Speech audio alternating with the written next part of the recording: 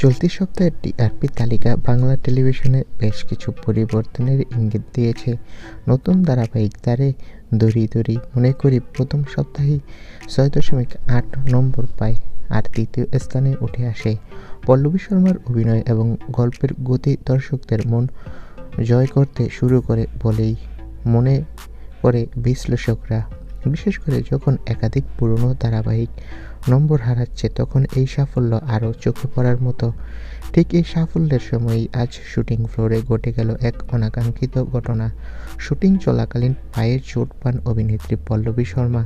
জানা যায়, একটি দৃশ্যের শ্যুট করার সময় হালকা ভারসাম্য হারিয়ে তার পায়ে আঘাত লাগে। সঙ্গে সঙ্গে শুটিং বন্ধ করে তাকে প্রয়োজনীয় চিকিৎসা দেওয়া হয়। ইউনিট সূত্রে জানা গেছে, আপাতত তিনি স্থিতিশীল আছেন এবং চিকিৎসকের নজরদারিতেই রয়েছেন। বড় কোনো ঝুঁকি না থাকলেও কয়েকদিন বিশ্রামে থাকার পরামর্শ দেওয়া হয়েছে। ধারাবাহিকের সাফল্যের এই গুরুত্বপূর্ণ সময়ে এমন ঘটনা হওয়ায় স্বাভাবিকভাবে টিমের মধ্যে কিছুটা উদ্বেগ তৈরি হয়েছে।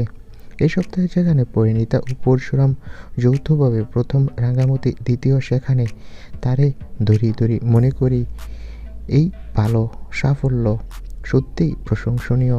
তবে পল্লবীর আঘাত পাওয়াটা চিন্তায় ফেলেছে ভক্তদের।